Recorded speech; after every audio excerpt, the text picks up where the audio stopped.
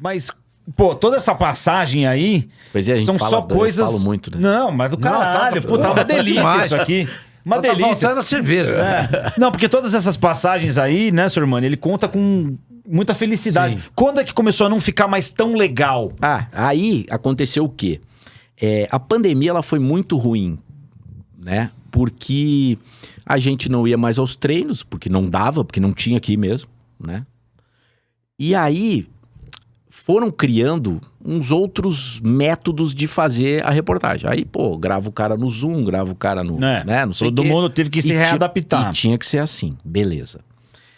E meio que se criou um jeito de fazer com os recursos que se tinha ali à mão, mas isso era um negócio emergencial.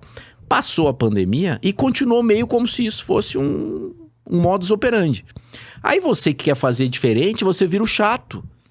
Você que quer subir o sarrafo, você vira... Ou então, a pessoa que te apresenta a pauta, ou ele é de uma...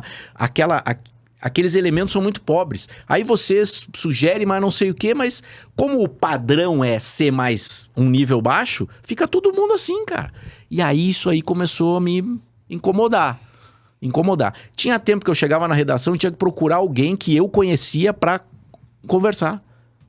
De tanto que as pessoas começaram a sumir, né? Quando eu cheguei aqui, em 2005, o chefe de jornalismo, o chefão, era o Schroeder, o Carlos Henrique Schroeder, até um gaúcho. Ele foi... Inclusive, depois ele saiu da direção geral de jornalismo e foi trabalhar... Tá na Band agora? Não. É só abaixo da família. Era a família e ele, né? E o Schroeder fazia o café da manhã com ele. Aí, pô, cara, aí, eu recém-chegado, a minha turma tinha o Caco Barcelos, o Burnier e o Ernesto Palha. No mesmo café, e eu aqui, senhor Mano, no canto, eu falei, caralho, olha quem tá na mesa. Aí, o Schroeder perguntou assim pra mim, pô, eu tô vendo aqui pela tua ficha, pô, você tá há quanto tempo? Não, eu tô há 3 meses. Aí ele falou, e o que mais te chamou a atenção? Aí eu nunca esqueço que eu falei pra ele assim... O Levi Clube, salário. Aí eu falei... que você veio pro Fluminense pelo salário. O que mais nesse pouco tempo que você tá aqui, eu falei, cara, aqui as pessoas têm cabelo branco. Aí ele parou. É mesmo. Porque tinha cinegrafista de cabelo branco, editor de cabelo branco, chefe de cabelo branco. Hoje em dia, vai lá procurar alguém de cabelo branco. Entendeu? E o cara que me deu a aula, leia como se você fosse a sua avó, adivinha se o cara tinha cabelo branco. Se tem vez agora. Né? Entendeu?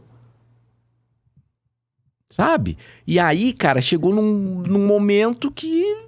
Aí um belo dia, quarta-feira de cinzas do ano passado, eu acordei e não vou trabalhar. Não sabia por quê, mas não vou trabalhar, não vou. Liguei pro chefe, falei, cara, eu não tô aqui me sentindo bem e tal. E depois que eu verbalizei, piorou. Porque aí a minha... Abriu, né? Tava... Porque eu tinha uma certeza e uma dúvida. A certeza, eu não quero mais trabalhar com isso. A dúvida, mas eu vou fazer o quê? E essas duas coisas na cabeça, assim. Isso deve ser foda. Aí eu consegui uma consulta para 2 dias depois com a psiquiatra. E aí ela me disse, Marco, você tá com ansiedade e depressão ao mesmo tempo. Ao mesmo tempo. Então eu tava remoendo lá e pensando lá. E aqui, essa cena nossa aqui, eu não...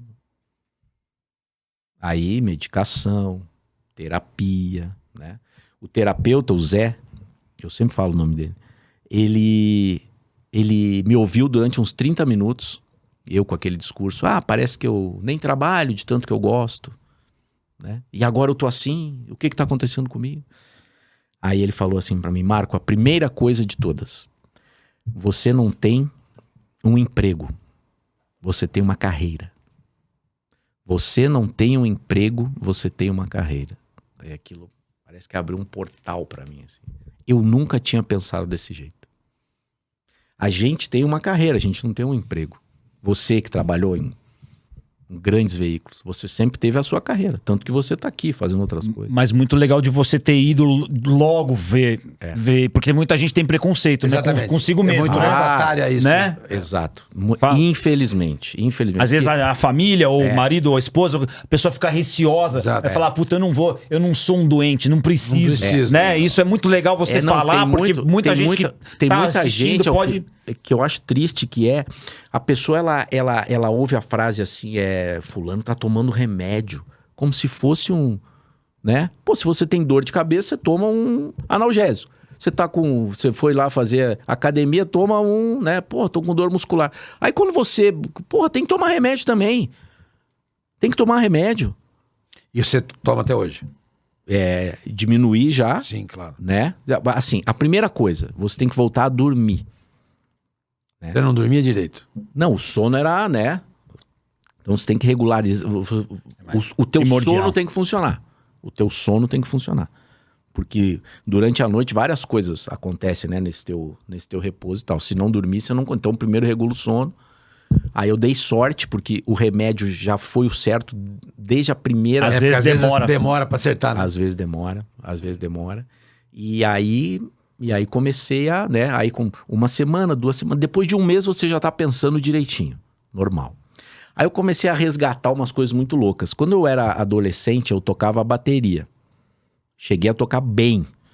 Tanto que eu tinha 16 anos, eu gravei uma música com a Adriana Calcanhoto quando ela ainda estava em Porto Sério? Alegre. Você e a Adriana nível. Calcanhoto? Nesse Não é possível. nível. Assim. Tem isso? Não, eu tocava muito bem mesmo. Mas tem isso pra gente ouvir em algum lugar? Não. Tem, claro. Porra, quero muito Aí, ouvir isso. E aí eu parei de tocar. Baterista da Adriana Calcanhoto. Eu não Qual a tinha... chance? Não, eu toquei com o Renato Borghetti também, aquele Sim. músico. Bom, enfim, isso aí é uma outra. Tá mais do caralho, Não, pô. é o seguinte, quando eu era criança, eu cantava no coral do colégio, mas não era um coral de igreja, era um coral pop. E tinha uma banda que acompanhava o coral. Aí, quando eu tava na adolescência, aconteceu comigo, não sei se isso aconteceu com vocês, a minha voz mudou muito, assim, né? Às vezes é normal, mas na adolescência o cara muda muito. né?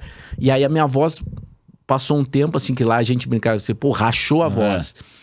E aí eu comecei, fiz uma bateria de lata na minha casa e tal, e aí comecei a tocar. E aí, pô, e tocava bem mesmo, né?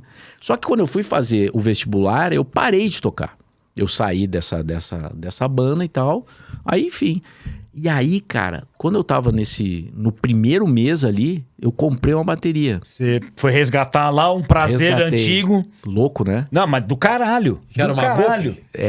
Não, tá. Naquele tempo, né? Não, porra. Claro, você deve ter pego uma Holland, pelo menos. Não, eu comprei uma eletrônica agora. Ah, da Holland, aquela... do caralho, Não. Essa aí é cara, meu. Pô, você acha que eu tenho essa grana? Cara, essa bateria custa 3 conto. Pra perto de uma bateria mesmo? Porra. Não, mas a minha é uma...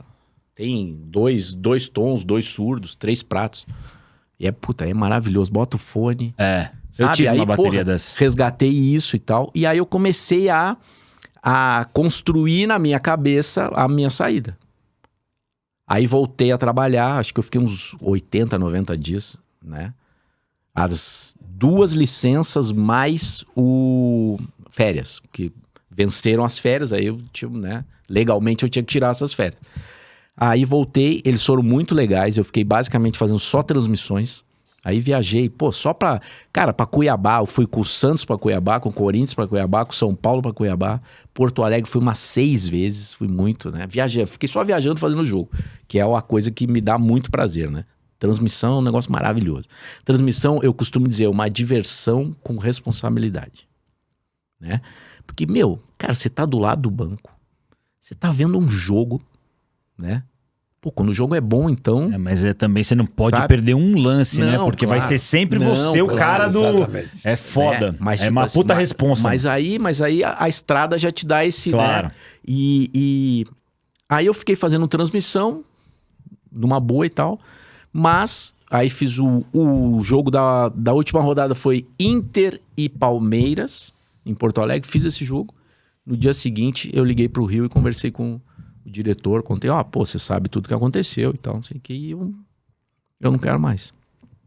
Ele falou, cara, mas a gente não quer que você saia e tal. Falei, não, mas eu Eu sei que, pra mim, fazer essa... Das 10 coisas que o repórter tem que fazer, eu não consigo fazer 5. Porque cansei, Chegou no limite. porque tem coisa chata mesmo, porque eu não vou ficar dando murro em ponta de faca, entendeu? E aí, tô nesse detox até agora, mas já tô fazendo outras coisas, trabalhando com comunicação, mas não especificamente sendo repórter. A pessoa, você é professor? Essa é a grande oportunidade que você me dá de falar que a gente tá... Eu, o Celso e Celso Cardoso. a Geórgia, a gente montou com o pessoal da Inexperiência um curso chamado O Poder da Comunicação. E ele é para pessoas que precisam fazer alguma apresentação. Pode ser na aula, ou o cara tem um Qualquer cargo de setor, gerência. né? Todo mundo tem que fazer uma apresentação 1 hora. Aí o meu módulo é de contar a história. O Celso cuida da voz e a Geórgia, que é uma atriz, cuida da Da expressão. expressão Então corporal. é uma imersão, né? Que a gente vai que do caralho. Mas não começou ainda. fazer isso. Vai ser dia 14, 15 e 16 de abril aqui em São Paulo. Aonde Muito vai legal. ser? Vai ser na Inexperiência, que é na Vila Leopoldina, do ladinho do Parque Vila Lobos. Sei. Muito legal. E você tá indo assim, né? O poder da comunicação, graças a Deus. Aos poucos, vai achando uma coisa que você gosta aqui, É. outra ali. Como na verdade teria que ser sempre, né? Mas a gente acaba, né, Sormani? Sim, a gente é sendo absorvido, sugado, né? É sugado, exatamente. pelo buraco negro da... É foda, não é? Da vida, né? Exatamente. É, você... Cara, e tem outra coisa também, você deve ter vivido isso. A nossa escala, ela saía tipo 8 da noite, 7 da noite. Cara, você não pode passar a vida inteira esperando pelas 8 da noite de um dia saber o que você vai fazer no dia seguinte. Chega uma hora que a conta chega, Por um período funciona, mas... sabe? Cara, não dá. Mas é muita exigência. Sabe? E também eu acho que na Globo tem que ser primeiro. Você não podia ser segundo. A Globo tem que ser primeiro. O segundo na Globo Lembra, o Sereta falou Não é? que se não saiu na Globo, não existe, lembra? Que Então, quando tomava fúria. Tem uma história do Gilberto Gil maravilhosa. O Gilberto Gil ganhou o primeiro Grammy dele, né? Ele ganhou vários já, mas enfim. O primeiro, alguém ligou pra ele no tempo do telefone fixo, falou: pô, parabéns, Gil, você ganhou? Ele falou: não ganhei. Não ganhei. Ganhou, rapaz, ganhou. Tô falando pra você que você ganhou. Ah, não, eu não sei se eu ganhei. Ninguém me disse se eu ganhei. Aí entrou o Jornal Nacional no ar. Gilberto Gil ganha o Grammy. Ele falou: ganhei.